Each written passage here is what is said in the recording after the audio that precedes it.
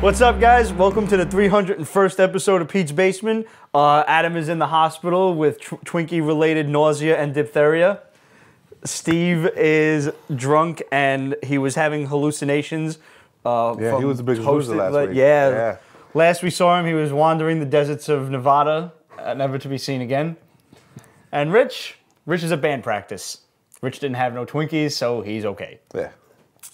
We got a great show for you today. We got a bunch of questions from fans, and we got some great books. Now, listen, Ramon and I, we know we missed 3 weeks, so we're going to try to get a bunch of the number ones from the last couple of weeks as we go. We're not going to try to get all of them in this week. We're going to go a few each week to try and pick up the pace. This week, we got DC Universe versus Masters of the Universe, number 5, and Superior Spider-Man, number 28. We got Fantastic Four, number 1. We got Origin 2, number 3. Winter Soldier, Bitter March, number 1. We got Cataclysm, Ultimate's Last Stand, number 5. We got Superman, Lois Lane, number 1. King Conan, the Conqueror, number 1. Tomb Raider, number 1. And The Royals, Masters of War, number 1. So, right off the bat, this episode we are going to dedicate to the memory of Harold Ramis, Dr. Egon Spengler. May he rest in peace, passed away this week.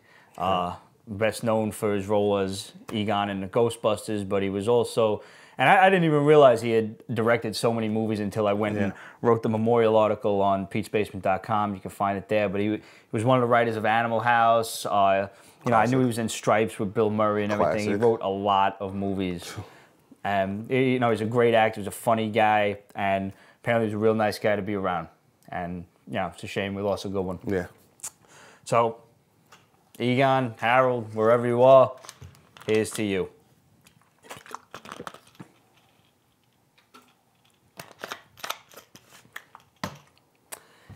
DC versus Masters of the Universe, number 5. We finally get to know why Orko's being a dick. And it makes perfect fucking sense. It was a good one. I wasn't sure if, it didn't seem in Orko's character to totally betray the Masters the way that No, not like this. Yeah. I understand he's kind of a dweeby little dick, so maybe he would get pissed off and maybe try to turn Adam's, shampoo into Nair or something. Yeah. That would be fucked up. But a bald battle cat. It'll work. You ever see cats bald, man? They're freaky looking. It's horrible, weird. horrible shit. Like Persian cats, fucking creepy shit. But basically, Skeletor had found the helmet of Horde Prime and was going to use its evil power. Y'all remember Horde Prime from the cartoon? He was just a hand in smoke. Yeah, and you had the idea that he was a giant motherfucker and was really all-powerful. In the cartoon, they never said he was Hordak's father, but in this comic book universe, he's established as Hordak's father. Hordak killed his father to usurp power of, all of the Horde and everything, but a lot of Horde Prime's power couldn't be transferred into Hordak because he was just too strong.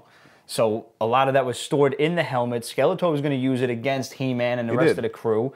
But before that, Orko went to try to destroy the helmet, and the spirit of Horde Prime possessed him. Yep. And they're kind of like sharing a consciousness. It unlocked basically Orko's dark side. It unlocked his dark side, unlocked his abilities, and it added on to with Hordak Prime's. So it was just crazy. Yeah, and it looks like Skeletor is realizing, how powerful Orko really is, and he's having to. That's why he was siphoning off the magical forces from Earth to use against him. He's the reason Skeletor is still alive. Yeah. Skeletor got his ass whooped.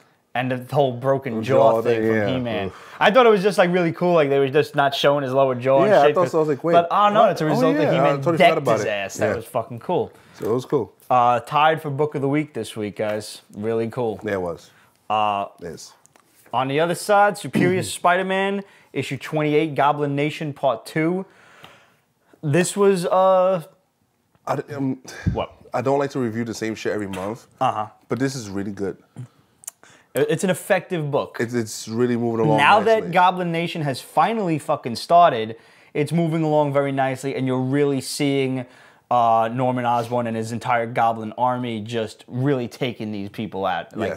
He's attacking everyone around Spider-Man, everyone that's connected to him. Ruthlessly, too. Yeah. And then that pussyfooting shit, boom. And Mary Jane's stepping up with the fucking web shooters. I can't stand her. I can't stand I thought it was Aunt May that you didn't like. Her, too. Anime should die. Mary Jane should become a fucking Z-list character. You're a terrible human being. Yes, I am. Now they kidnapped the little person, Anna Yes. Maria. See, I got it right that time. Yeah, go you. Uh-huh. Apparently they prefer the word dwarf because apparently little people everywhere are nerds. Okay. Just saying. Dwarves, elves. Think they walk around with axes? She's probably got a little axe in her pocket that she's going to use against the goblin. I'm just saying. Oh, Jesus. Nidavellir. We're getting a letter. Yeah, we're definitely getting a letter. But in this issue, this was Carly Cooper attacking Spider-Man. First of all, they blew up all of Spider Island.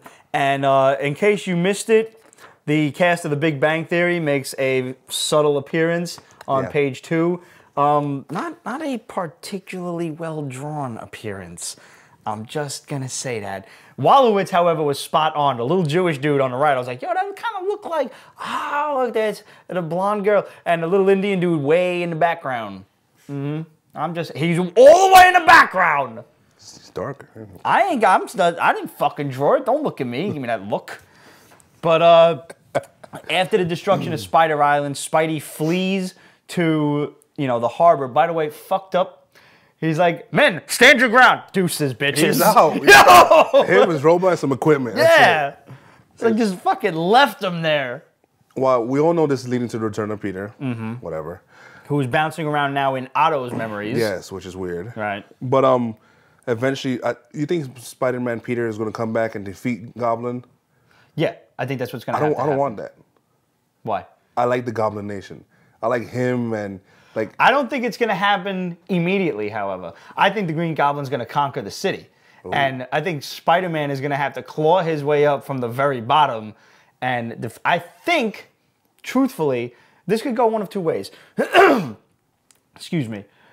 Either Green Goblin is going to bring his old enemy back to defeat him, or he's going to defeat him as just, you're Otto now. I get it. I'm going to kick your ass either way because I'm the Green Goblin. It's fucking what I do. He's pretty badass. And Otto is going to have to get Peter back to beat him. Ooh. Think about that one. You think Otto would admit to that shit? I think in his most desperate moment, because he's getting pretty desperate. Yeah, he is. And he's starting not to be able to think clearly because he's just so stressed out and shit. Yeah. And now his little girlfriend, no pun intended, has been kidnapped. He's going to lose his mind. He's obviously going to lose this fight. And so it's a question of in what direction is he going to lose it. And, as if the Green Goblin attacking all of his loved ones isn't making him crazy enough, he's having to look at fucking Carly's goblin pussy the entire fucking issue. Entire fucking issue. Holy hell, You pointed it out to me, and it was just blatant. Popping up on the screen right now are 3 panels of Carly Cooper spread fucking eagle. And they made sure they got that nice little curve of the edge. This dude's watching porn to get these, those curves in there. Yes. 3 times. I'm just like, all right, one panel, they're like, all right, maybe he's just fucking drawing an action scene. What's going on in that second one? By the third one, I'm like, he did that shit on purpose. Yeah, I'm surprised he didn't do like some camel toe or some shit. I was seriously just waiting for it. But it's getting real good, and by now the Avengers are probably not going to come to help him. No. So. Actually, also, you should really pick up Spirit Spider-Man Team Up before reading this one. Which one? Number 10? Yeah, the one where he floods his base.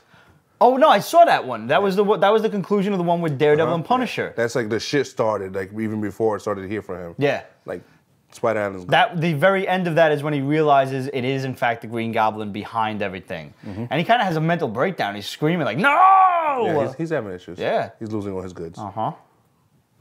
So, guys, make sure you tune in to the audio portion for the rest of the show. Yeah. Make sure you follow us on Facebook and hit us up, questions@petesbasement.com. You want to talk about anything? You want to talk about not Spider Island, fucking Goblin Nation. You want to talk about He-Man and Orko. You want to talk about episode 300. You want to ask us how drunk we got, if we got a hangover the next day. Not me. Whatever. Speaking of episode 300, guys, we got Clydo, Daniel Unilowski, and Ryan Belrose. You three were the ones that submitted questions. Tree. So, yes, brother, tree. 1, 2, 3. Make sure you send us your addresses so we can send you, something nice. We do not keep your addresses on file. I know we have sent you guys stuff in the past. We don't have files. No, That's right. We don't have files to keep that shit on file, so it's all right. So send us your addresses and we'll send you something cool. And quick answer to Barack Goldman wanted to know why I have not read Age of Apocalypse. I am behind on probably thousands of issues that I just have backed up that I figure I'll get to eventually. Age of Apocalypse is not even on that list. I'm sorry. It sucks. I just was not that into X-Men at the time. I'm still really just not that into X-Men. I like Wolverine, but not what they're doing with him now. That whole fucking lack of a healing factor is really stupid. I like Magneto, but not what they're doing with him now. So there's really nothing drawing me to X-Men except for this whole Guardians of the Galaxy crossover with the trial of Jean Grey. Thank you, I couldn't say that. What they did with Age of Apocalypse was pretty much a precursor to what they did with Ultimates, to even what DC did with their revamp. They just redid everything in a different fucking image and crazy, and they went with it, created a whole new universe. And I know what they did. It wasn't just a one-issue thing like What Ifs. It was just fucking sexy. All right, from Instagram, Litlet156 wanted to know what are our thoughts on the new Ghost Rider comic coming out. Artwork looks like shit. I do not like the art in the ad page. That's it. And that's about all I know about it. And that's, there's a car now. What? There's a car now. I'm not sure how I feel about that. I don't like I don't like change. Really? Yeah, I don't. But, you know, the old Ghost Rider had a horse. Yes. So I'm cool with that. This guy's got a motorcycle, and now, but having a car kind of makes me think of either Knight Rider or remember that Charlie Sheen movie, The Wraith? Oh, sexy. That was so cool. So if they could possibly make it something like that, I might be into it if they change the artist. Like the ad pages, there's nothing attractive about that screams Ghost Rider to me. He looks like a goddamn, looks like slapstick. Remember that shit from the 90s? It's all stupid and, you know, big cheesy grin. Really bad. I don't like it, I don't like the art, and it's a shame because I like Ghost Rider as a character. Yeah. And every series they come out, I'll read it for a little while. I try to like it. You try to. You want him to do it well, but they never do well with him. Yeah. The last shit I remember reading that I liked was Trail of Tears. I think that was a Garth Ennis one. It was a mini series. That's why. The one that was out recently, and then they like fought a war in heaven. That was the last book that I read. You like the movies too, right? What you could be a dick for? Like, that's what I do. That ain't even proper. I'm a dick. Yeah. One was like almost okay if you get really drunk and have diarrhea. So you run out on the bad parts of the movie. I haven't seen it yet. Like the only good scene in the whole movie is the two of them riding together down the desert. And that's it. I'm not going to see it. Yeah, no. Yeah. And the second one, when he's pissing fire, forget it. You should just throw a shoe at the screen. That's fucking terrible. Daniel Blank wanted to know, do we know anything about the new, Marvel Netflix series that's coming out? You got Daredevil, Luke Cage, Iron Fist, and Alias Jessica Jones. Daniel, we know a few things. We know that they are filming in New York City. Filming supposed to start in summer. They film it anywhere else, it would have been fucking ridiculous. Yeah, it would have been ridiculous. It's in Hell's Kitchen. I mean, come on. There's actually a great article on it on our peachbasement.com. You can check it out there. Give it a good read. Hopefully it brings some revenue to the city and some much-needed jobs. Yeah.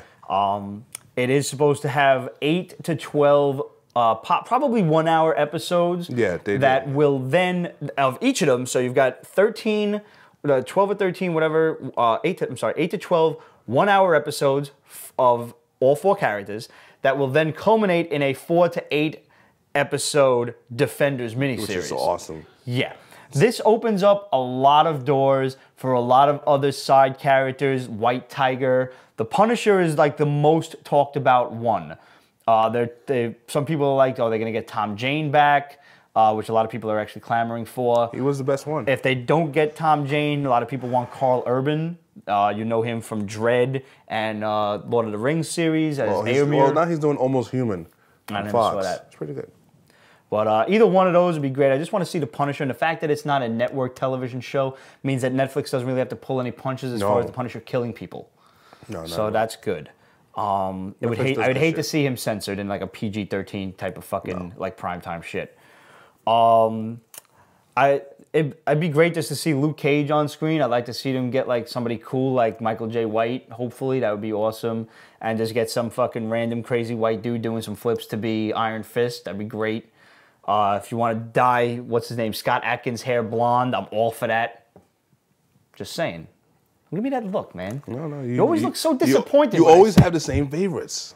That's why they're favorites, bro. It's in the name. I don't know. You can't have the same guys in every damn. I'm just saying. And we got one more question from Freddie Guzman. Hit us up. You want to read this one? Yeah, he asks, if a vampire bites a zombie, does the zombie turn into a vampire, or does the vampire turn into a zombie? What I mean is the vampire's gonna. The zombie's gonna.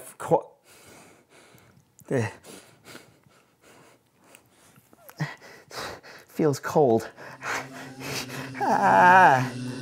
The vampire's gonna.